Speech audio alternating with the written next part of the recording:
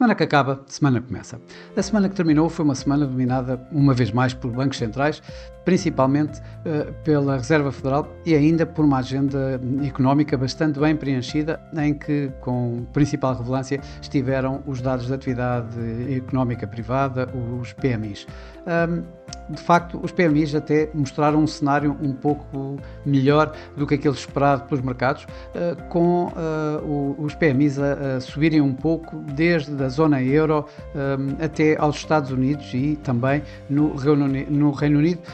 Isso colocou de imediato aqui assim algum suporte aos mercados, pelo menos inicialmente, nas primeiras horas da semana. Mas os mercados estavam, de facto, à espera, era dos muitos bancos centrais, das várias decisões de vários bancos centrais que iriam acontecer durante toda a semana. A primeira foi logo a da Reserva Federal dos Estados Unidos e a mais importante, obviamente, como sempre, e tal como esperado, a Reserva Federal baixou a sua taxa de juro em 25 pontos base, baixando do intervalo 4,50, 4,75 para 4,25, 4,50, tal como esperado, obviamente, pelos mercados, mas de facto a surpresa veio através das projeções e através do dot plot da FOMC.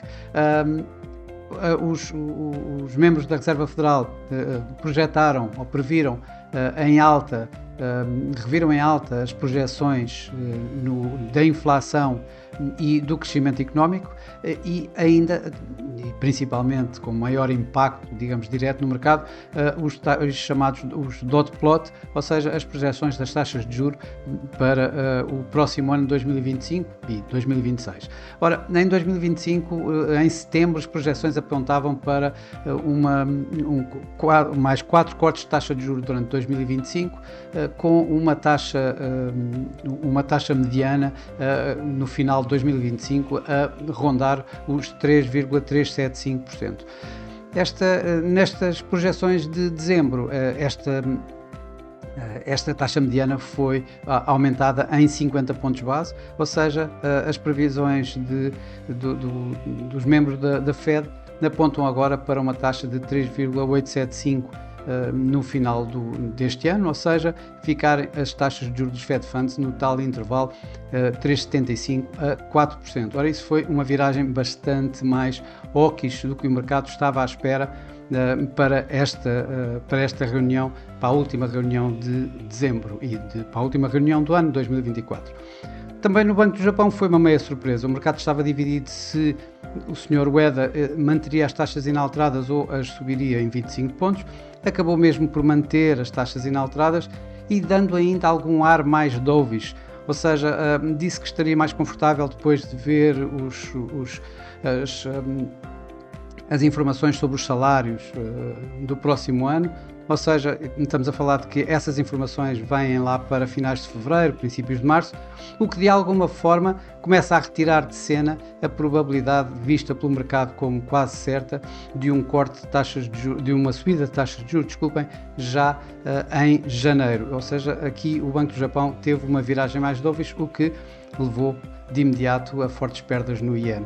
Mas houve muito mais. Tivemos o Banco de Inglaterra, que manteve as taxas inalteradas, mas também teve aqui uma volta um pouco mais dovish, com uma série de votos, 3 votos a favor de um corte, isto de um único voto a favor de um corte ainda na reunião passada. Tivemos o Norges Bank na Noruega, que também manteve as taxas inalteradas e também deu aqui uma volta mais dovish, abrindo a hipótese de começar a cortar taxas mais rápido do que aparentemente o mercado estaria à espera, lá mais para o segundo trimestre de 2025. O Riksbank, por exemplo, cortou a sua taxa em 25 pontos base, o mercado estava à espera, também meio dividido entre 25 e 50, acabou por cortar em 25 pontos base, mas começou a indicar que provavelmente estamos a acabar o ciclo de cortes de taxa de juros e, portanto, aqui no Riksbank tivemos aqui uma volta um pouco mais hawkish. O Banco do México manteve o seu plano, o seu ciclo de cortes de taxa de juros e cortou em 25 pontos base. Ora, apesar de tudo isto, aliás, com tudo isto, principalmente com os Estados Unidos ou com o Banco Central dos Estados Unidos um pouco mais hawkish, acabou por pesar aqui um pouco nos mercados acionistas, que tiveram perdas durante esta semana de alguma relevância. Na Ásia, desde a Ásia até os Estados Unidos. Na Ásia temos aqui o Nikkei que caiu cerca de 2%, um pouco menos de 2%. O Eurostoxx caiu quase 3%, teve aqui 2,8%. O SP500 nos Estados Unidos perdeu também cerca de 2%. Portanto, na totalidade, uma semana bastante negativa para os mercados acionistas, que também apanhou cá em Portugal, o PSI, que perdeu aqui cerca de 1,2%, com a REN pressionar, perdendo quase 5%, e os CTT suportarem um pouco o mercado com um ganho impressionante de cerca de 17%. No mercado cambial, o grande destaque, obviamente, vai para o dólar, que ganhou praticamente contra todas as divisas.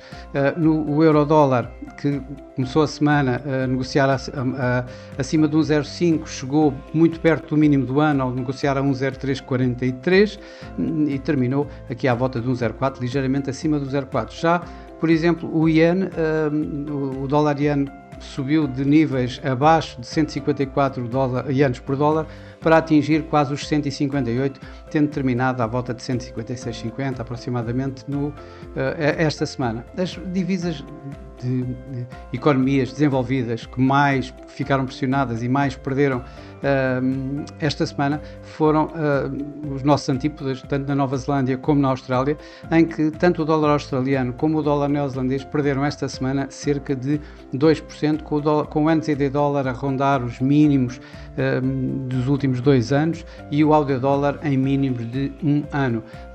Nos mercados emergentes, enquanto o peso mexicano ganhou alguma estabilidade, apesar das pressões das tarifas, que os receios das tarifas norte-americanas poderão vir a ter na época de Trump, já o RAND sul-africano, depois dos ganhos da semana passada, esta semana teve fortes perdas, perdeu contra o dólar cerca de 2,5%, e o real brasileiro continua a negociar com uma volatilidade bastante acrescida, continua a registar mínimos sucessivos, mínimos históricos sucessivos, e o Banco do Brasil continua a intervir no mercado, continua a vender dólares, a vender divisas contra o real brasileiro para continuar a defender o real, que vai continuando a ficar cada vez mais pressionado.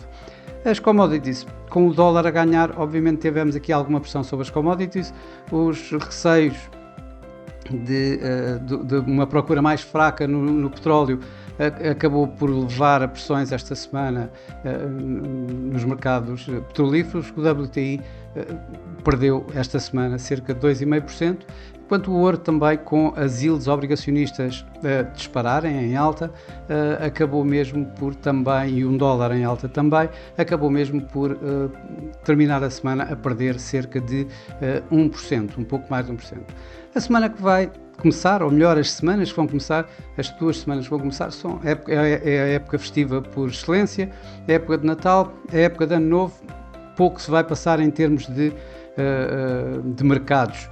Infelizmente vamos continuar a ter, o ano está a acabar e vai começar com as mesmas preocupações, ou seja, a situação no Médio Oriente, a guerra na Ucrânia, as incertezas políticas cada vez mais ao de cima, tanto em França como na Alemanha, ou seja, as 2 maiores economias da zona euro, e recebermos agora, já em janeiro, Donald Trump novamente na Casa Branca, ou seja, a administração Trump.2, que vamos ver quanto é disruptiva desta vez para os mercados em geral. O ano não vai acabar ainda sem mais uma reunião de Banco Central, neste caso na Turquia, onde depois de largos meses a 50% na sua taxa de referência, é esperado esta vez, aqui em dezembro, que ela baixe para os 48,5%, portanto aqui um corte de 150 pontos base na sua taxa de juro. A agenda económica praticamente nula. Eu destacaria logo nos primeiros dias do ano, portanto à volta, nos primeiros dias do ano, o ISM nos Estados Unidos e os PMIs na China, que poderão dar aqui assim algum ar da sua graça, passa a expressão, logo nas primeiras horas, logo nos primeiros dias do próximo ano de 2025. Bom, e por este ano estamos tratados. Eu voltarei só para daqui a 15 dias, ou seja, no primeiro fim de semana já de 2025. Desejo a todos umas boas festas, um Feliz Natal, um fantástico 2025 e estarei por cá daqui a 2 semanas uma vez mais. Até lá!